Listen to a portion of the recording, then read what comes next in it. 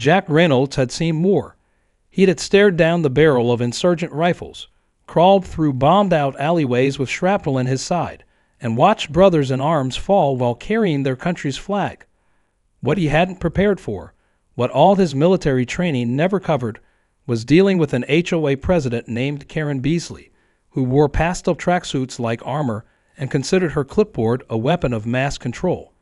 He lost his leg to an aide, gave 25 years to the country, and now some polyester-clad suburban queen pin with a clipboard thinks his wheelchair ramp is visually disruptive. Lady, you just picked a fight with the Pentagon. Jack wasn't just any old man. He was a decorated veteran, recipient of the Silver Star, and the kind of guy who still stood for the national anthem even when his prosthetic leg gave him hell. He wasn't flashy. He kept to himself, grew heirloom vegetables in his backyard, and taught the neighborhood kids how to fix a bike chain or clean a wound. His house was modest, his lawn tidy, and his service dog Thor never barked unless someone tried to touch the flagpole. It was that flagpole, ironically, that began the war. It started with a letter, violation notice, unauthorized flag display and ramp obstruction, action required. Jack had chuckled when he first saw it, thinking it was a clerical error. The ramp in question was county approved and built by a group of Eagle Scouts as part of a community project.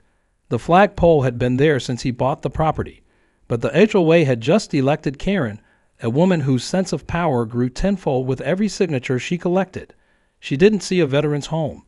She saw a non-conforming structure with rough edges. She knocked on Jack's door one afternoon, heels clicking against the walkway like warning shots. I'm afraid we'll have to ask you to remove that ramp. It's not aesthetically consistent with community guidelines, she chirped, not even glancing at Jack's prosthetic leg. And what guidelines would those be? Jack asked, arms folded as Thor growled low behind him. Karen tapped her clipboard. Page 16, subsection 4. All modifications visible from the street must be pre-approved and maintain uniform design specifications. Also, the flagpole. It exceeds height regulations. It's the same height as the one outside the firehouse. Yes, well, this isn't a firehouse. This is Oak Ridge Estates, she said, like she was reciting scripture. We have standards. Jack shut the door without another word. The next few weeks were a blur of escalating nonsense. Fines appeared in his mailbox daily, ranging from improper trash can placement to unauthorized vegetable planting. A particularly baffling violation cited him for non-neutral fence paint, referring to the light oak finish that had been there for years. Karen had become a tyrant in a golf cart, patrolling the neighborhood like a one-woman militia. But Jack stood his ground. He had faced worse, until one morning when he didn't. It was barely 8 a.m. when the pounding came at the door. Jack shuffled to open it, already expecting some new petty confrontation. But instead of Karen, it was two uniformed sheriff deputies, flanked by a clipboard-wielding HOA representative. Karen stood behind them, lips pursed like she was watching a prize-winning roast in the oven. Mr. Reynolds, per Civil Court Order 497C, you have 48 hours to vacate the premises. Failure to comply will result in forced eviction. Jack blinked. You're evicting me for a ramp. For repeated non-compliance, Karen said. And outstanding dues. I paid my dues for 20 years. Well, your property's been reassessed under the new enhancement guidelines. That includes fines. Jack didn't remember much after that. He remembered Thor barking. He remembered a neighbor trying to intervene and being told to stand down. He remembered grabbing a box of his medals and falling hard on the steps when he tried to carry them himself. That fall sent him to the with a sprained wrist and a panic attack so severe he had to be sedated. But the worst moment came later, as he lay in a hospital bed with dried blood on his temple and his hands still trembling. A nurse walked in and gently said, "They took your dog, sir. Said he didn't have the right tags for that neighborhood. Animal control has him now." Jack stared at the ceiling silent. His medals scattered in a cardboard box, his flag torn down, his ramp ripped out by a contractor who'd been hired on the hose dime, and Thor, the one soul who'd stayed by his side through everything, was gone. The nurse leaned closer. "Is there anyone you want to call?" Jack's lips moved slowly. Yeah, my daughter. She handed him the phone. He scrolled to a contact labeled Avenging Angel. He pressed dial. He didn't say much. Just a few words rasped through gritted teeth. They evicted me. Took the ramp, the flag, and Thor. There was a pause on the other end. Then a calm, chillingly precise voice answered, "Don't worry, Dad. I'm bringing everything." And then she hung up. In the silence of the hospital room, Jack smiled for the first time in days, because what Karen and her whole crew didn't know, what they couldn't possibly have guessed, was that his daughter wasn't just an angry family member coming to file a complaint. She was a senior analyst in the Department of Defense with top-level clearance, military contacts across every branch, and more tactical experience than most generals. She had turned insurgent villages into negotiation zones, coordinated airstrikes in real time, and rewritten defense protocol with a ballpoint pen and a laptop. And now she was coming to deal with a woman who thought a flower bed out of alignment was a federal offense. What started as a petty ramp violation was about to become a full-scale legal ambush. And this time, Jack wouldn't be fighting alone. This time, the Pentagon was coming to suburbia. Major Sarah Reynolds arrived the next morning on a red-eye flight from Washington, D.C., stepping off the plane with a military-grade duffel bag slung across one shoulder and steel in her eyes. Her boots hit the pavement with the kind of rhythm that made men twice her size stand straighter. She wasn't wearing full uniform, but the Pentagon badge clipped to her collar said everything anyone needed to know. She didn't come to argue. She came to dismantle. By the time she made it to the hospital, her father was sitting up in bed, bruised and stitched, but stubborn as ever. Thor's absence was the first thing she noticed. The second was the way her father's hands trembled when he tried to hand her his eviction notice. Sarah didn't speak for a full minute. She just read the document silently, her eyes narrowing with each line. Then, without breaking eye contact, she asked one question: "Do they know who I am?" Jack chuckled, winced, then shook his head. "I didn't think it would get this far." Sarah's jaw tightened. "They made it far. I'll make sure they don't get any farther." Before noon, Sarah was at the property. Not the hospital, not her father's temporary housing. She went straight to the battlefield. Oak Ridge Estates. She moved through the streets with quiet observation, noting security cameras, hole signs, the model numbers on parking enforcement vehicles. She wasn't just looking for violations. She was profiling the enemy. From the manicured hedges to the pastel plastic flamingos, she cataloged every rule the whole broke while enforcing others. She watched an whole board member park illegally in a fire zone. She watched another smoke a cigar directly beneath a no-smoking sign. She took photos, logged timestamps, recorded casual conversations, and logged every hypocritical move in a digital report labeled Operation Clipboard. She didn't confront anyone. Not yet. That wasn't her style. Her style was precision.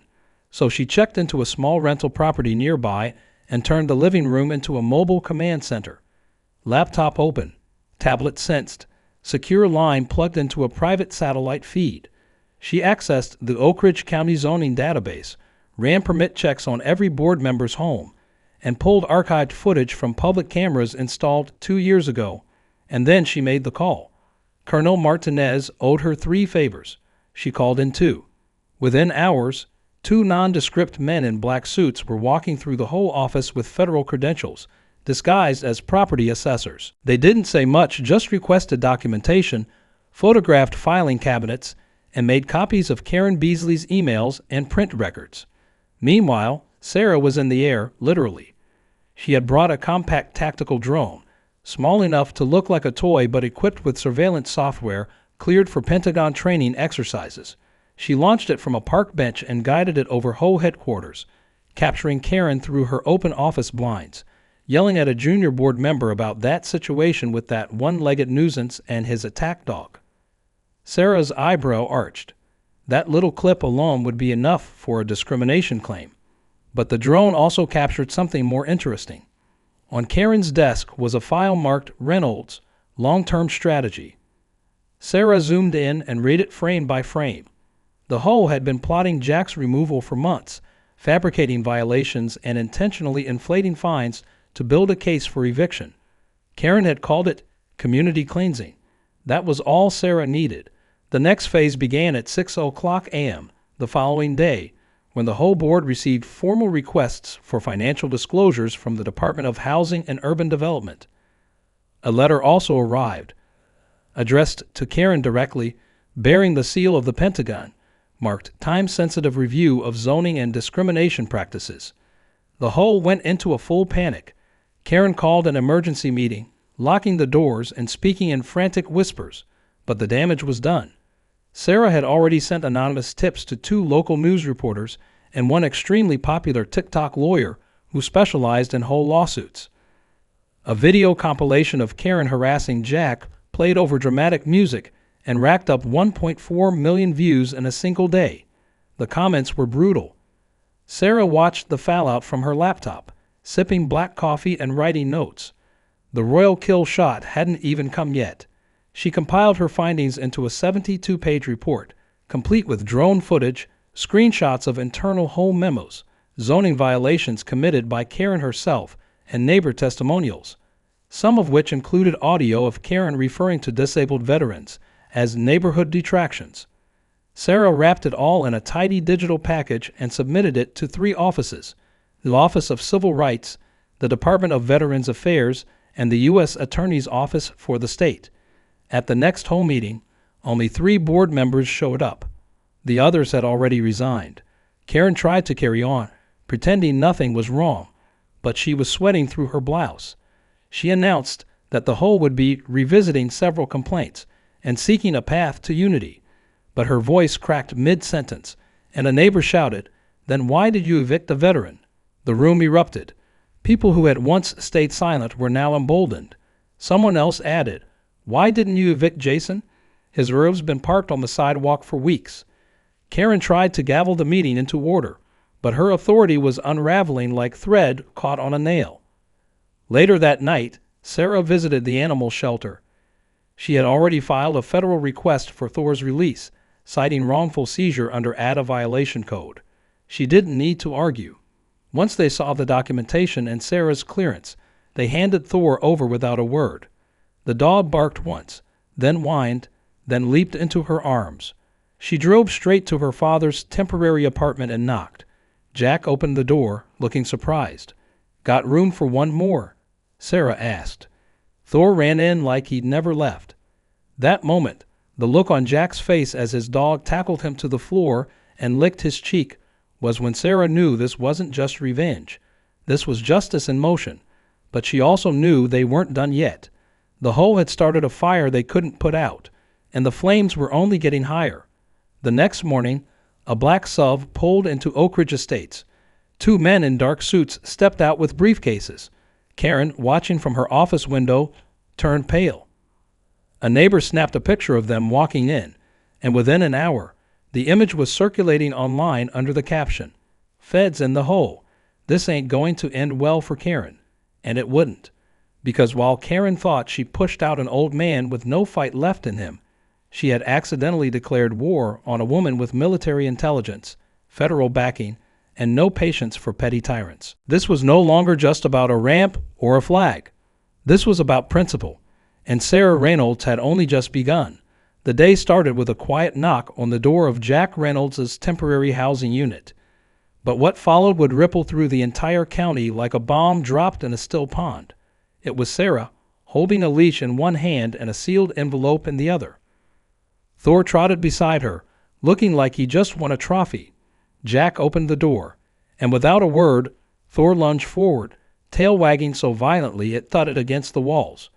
The reunion was quiet, emotional, and heavy with everything unspoken. Jack knelt, one arm around Thor, the other wiping his eye. Then Sarah handed him the envelope. It contained a list, names, signatures, timestamps, all from neighbors who had submitted whole complaints about Karen and her practices over the years. Most of them were ignored or buried. Now they were resurfaced and filed under a formal civilian support document, attached to a class action complaint Sarah was building. Jack looked up at her and said what he hadn't been able to say in years. "You always knew how to aim for the heart." While they drank coffee in silence, the real show was beginning online. Sarah had discreetly leaked a portion of the drone footage, just a few seconds, to a popular local news account. It showed Karen speaking to another board member, saying, "These old war types think they own everything just because they've got medals. Well, this isn't a military base. It's my community now." That clip alone sparked a wildfire. By noon, news crews were parked outside Oak Ridge Estates. A news van set up across from the HOA office. Neighbors began filming with their phones, uploading videos with captions like, "Karen's getting nuked," and "Whole dictator under siege." But Sarah wasn't watching the screens. She was watching the people. She saw neighbors begin to talk to each other again, exchanging stories in driveways, waving where once they'd looked away. A biker in a leather vest and Vietnam patch rolled into the neighborhood on a Harley and parked it right on the HOA's precious front lawn. He planted a sign beside it that read, "Veterans Welcome." Karen not. No one dared move it. Then came the feu convoy. A caravan of trucks, jeeps, and motorcycles draped in American flags rolled through the streets like a rolling thunderstorm. They didn't block traffic. They didn't shout. They just stood, veterans of all ages, outside the whole office in silence. It was louder than any protest. Karen peeked through the blinds, her face drained of color. Sarah moved fast. She met with a legal contact over lunch and handed off two things: a hard drive containing everything she gathered, and a notarized petition requesting an immediate injunction against the HOA for discriminatory eviction, abuse of zoning authority, and theft of a service animal. Her contact smiled and said, "I've never seen a case wrapped this tightly. You didn't just prepare. You brought the whole armory." Sarah only nodded. She wasn't here for praise. She was here for results. By the following morning, the headlines were national. "Veteran evicted by HOA sparks Pentagon response." Karen's name was trending across platforms, but not in the way she hoped. Clips of her in HOA meetings, her shrill voice demanding flagpoles be no taller than mailboxes, played with mocking subtitles and laugh tracks. A parody song using her voice and dubbed over military drums climbed to thousands of views. Karen tried to issue a public statement, but it backfired spectacularly when a reporter asked, "Do you regret evicting a disabled veteran?" And she responded, "I regret he didn't follow the rules." That quote made the front page. Sarah, meanwhile, wasn't slowing down. She uncovered records showing Karen had filed over 90 complaints in the last 2 years, 70% of which targeted veterans, disabled residents, or non-native English speakers. The pattern was clear, and Sarah now had legal analysts from the Department of Justice looking into potential civil rights violations. But what really lit the fire was the hidden detail buried in Karen's own house permit. Sarah discovered that Karen's wine cellar, an underground expansion she bragged about in an HOA newsletter, had never been approved by county zoning. Worse, it was constructed partially under a shared sidewalk, making it a public hazard and a liability nightmare. Sarah filed the violation anonymously. The very next day, a county inspector showed up with a clipboard and a flashlight. Karen screamed at him to leave her property. He handed her a citation and walked away smiling. Inside HOA headquarters, panic was setting in. Board members were jumping ship, some offering statements in exchange for immunity. One member handed over a flash drive containing years of internal emails. Among them were messages that read like a movie script of corruption, planned evictions of retirees to make room for higher-yield homeowners, fake fines imposed on immigrants because they won't fight back, and personal payments Karen collected from shady contractors for HOA-approved jobs. Sarah took one look and said, "This isn't just petty tyranny. This is organized fraud." Jack watched all of it unfold from his temporary apartment. He wasn't used to seeing justice move this fast. He wasn't used to seeing himself defended. All he'd known was survival, quiet dignity, and a bitter taste left by too many betrayals. But now his neighbors waved when they saw him. One brought him a pie. Another gave Thor a new collar that said, "Neighborhood Hero." For once, the silence was gone. In its place, laughter, support, and something even deeper: respect. Then came the cease and desist letter. It arrived in a black government envelope, sealed and stamped. Sarah didn't even smile as she delivered it to Karen personally. She walked right into the whole office, dropped it on the desk, and said, "Effective immediately. All enforcement authority is suspended pending federal review."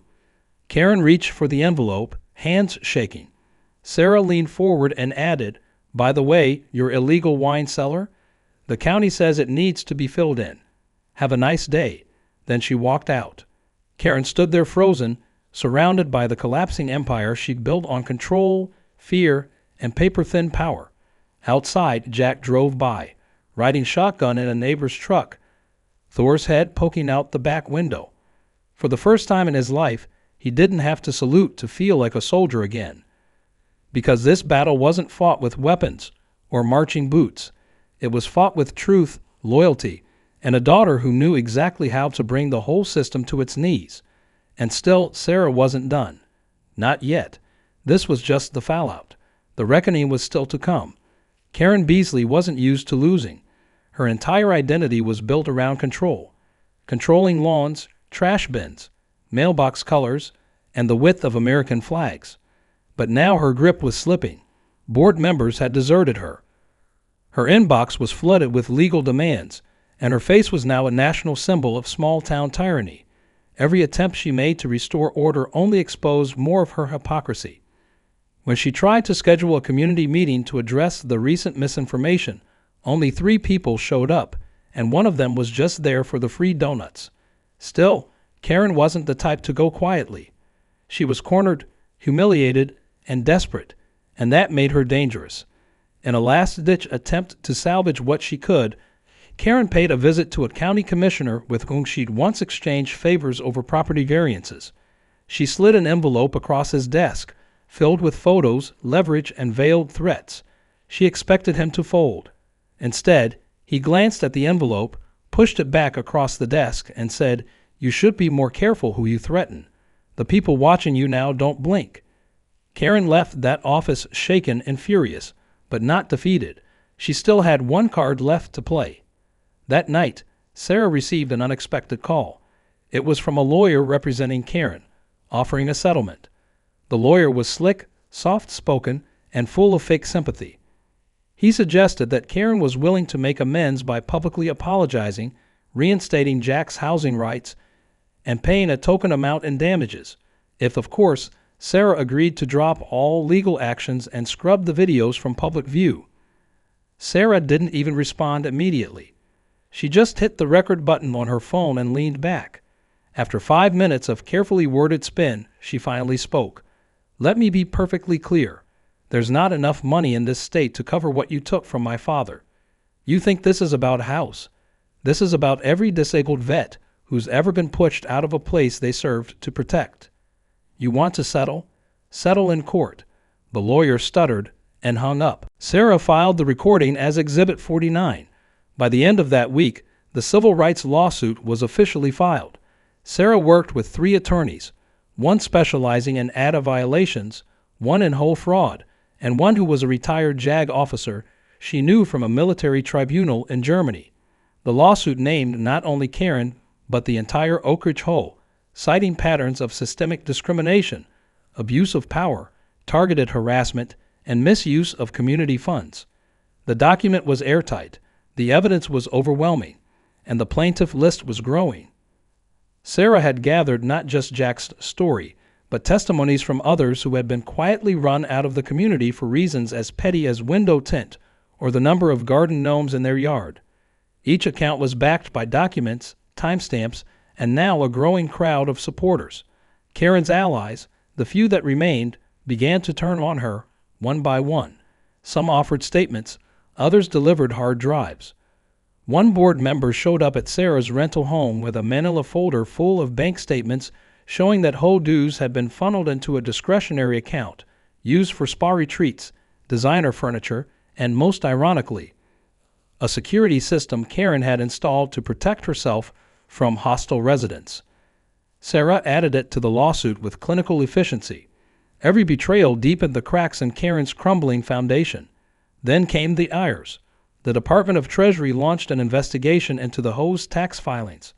Apparently, several charitable donation claims had been made on community improvement projects that didn't exist, a sidewalk lighting upgrade that was never completed, a memorial plaque that was never installed, a neighborhood scholarship fund that had no records.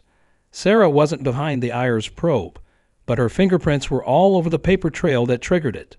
When she saw the notice taped to the HOA office door, she simply smiled and said, "Funny how justice has such good timing." Still, the cherry on top came the following Saturday, when Karen attempted to hold a press conference in front of the HOA fountain. She set up a podium, printed a banner that read "Restoring Harmony," and invited a local news team. But the moment she stepped to the mic, she was drowned out by the roar of a nearby convoy. 10 trucks, each flying military flags, rolled past in a perfect line. Veterans stood on flatbeds holding signs that read, "This is what honor looks like," and "You evicted a hero. We evicted you." Karen froze mid-sentence, trying to wave off the cameras, but it was too late. The moment was live-streamed, clipped, and turned into the viral moment of the week. A meme soon followed, Karen holding a mic with the caption, "I demand silence," and a sea of veterans rolling by behind her. The final blow came later that day, when Karen received a formal letter from the county magistrate's office stating that due to multiple zoning and governance violations, her authority within the HOA was officially suspended pending a full judicial review. She was no longer president. Her access to HOA funds was revoked. She wasn't even allowed to set foot in the office without a court liaison present. For someone who once treated her clipboard like a scepter, the fall from power was devastating. But it wasn't over yet. Sarah purchased the vacant home across the street from the former HOA office under an LLC named Liberty Hill Partners. She spent 2 days overseeing renovations, hired local contractors, and refused to answer questions about what the building would become. Then, without ceremony, a large banner was hung from the porch: "Veterans Legal Aid, free consultations, walk-ins welcome." Jack stood across the street when the sign went up, hand over his heart. Sarah stood beside him, arms folded, sunglasses on. No words were exchanged. None were needed. Inside the building, Sarah set up a small office with a coffee maker, a folding desk, and a stack of fresh pamphlets detailing veterans' rights and housing communities. The message was clear. They weren't just finishing a battle. They were starting a movement, one where people like Karen wouldn't get to hide behind fake authority and flowery HOA jargon. One where people like Jack could live with dignity, without fear of eviction disguised as enforcement. As the sun set on Oak Ridge Estates that evening, the neighborhood was quieter than it had been in weeks. No more screaming from office windows. No more pink violation slips fluttering in mailboxes. Just wind through the trees, the sound of kids playing, and Thor snoring peacefully on Jack's lap. Across the street, Karen sat alone in her darkened house, staring at the legal aid office glowing softly in the twilight. She used to run this place. Now she wasn't even welcome to park on her own curb. And Sarah? She was already planning Phase 5, because justice didn't just mean winning. It meant making sure no one like Karen ever tried something like this again. Jack returned to his home exactly 61 days after he was unjustly evicted. But when he crossed the threshold, it felt like 60 years had passed. The ramp that had been ripped out was now rebuilt, stronger, smoother, reinforced with stainless steel edges, and engraved near the base with words that left no room for HOA interference. Property of Sergeant Jack Reynolds. ADA compliant.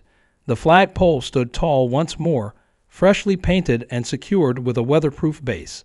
And above it, waving gently in the breeze, was the same flag that had been in his yard for 20 years, folded and stored carefully by Sarah during the chaos, now unfurled in full glory. Neighbors stood by silently as he approached, many holding small flags of their own. A few clapped, some saluted, and one young boy handed Jack a crayon drawing of Thor standing guard next to a flag that reached the clouds. Sarah walked a few steps behind him, letting him take it all in. She had coordinated everything: the legal reinstatement of his home, the dismissal of every bogus fine, the physical restoration of every item the HOA had destroyed. But what she couldn't plan for was the emotion in her father's eyes as he stood on his porch again, Thor at his side, the sun warming his face. He didn't cry, not exactly, but his shoulders sagged with a release he hadn't felt in decades. For the first time since the day he left the military, he felt like he was finally home. In the days that followed, Oak Ridge Estates began to resemble something it had never truly been before, a community. Without Karen's iron grip on the whole, residents began connecting, organizing real meetings where voices weren't silenced and decisions weren't dictated by a single clipboard. A new interim board was formed, made up of long-term residents, a retired school principal, a nurse, and even a veteran who had once kept silent about his own whole harassment. Their first act was to pass what they called the Jack Amendment. Any resident with a disability could make modifications to their property without needing aesthetic approval. The vote passed unanimously. Karen, now stripped of all whole power and facing multiple civil charges, tried to file a countersuit for defamation and harassment. The judge threw it out in 5 minutes after reading the compiled evidence. Her reputation was in shambles. No law firm would touch her case. She had been dropped by her former attorney after he realized he was likely going to be called as a witness in the ongoing fraud probe. With mounting legal costs, a suspended driver's license due to unpaid whole vehicle citations, and public disdain trailing her like a storm cloud, Karen finally sold her house. It was listed online for far less than market value, with the description previously governed community, quiet location, needs minor repairs. What truly sealed the story's ending, however, wasn't in courtrooms or on news broadcasts.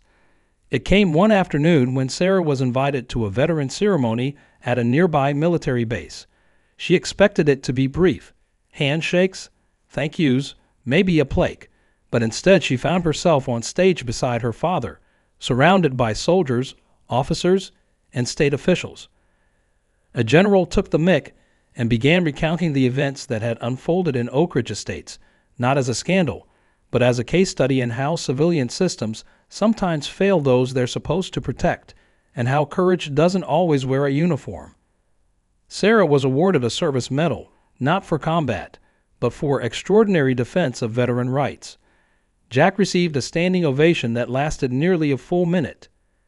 He shook every hand, hugged every service dog, and finally leaned in close to his daughter and said, "If your mother could see this, she'd say, 'We're finally even.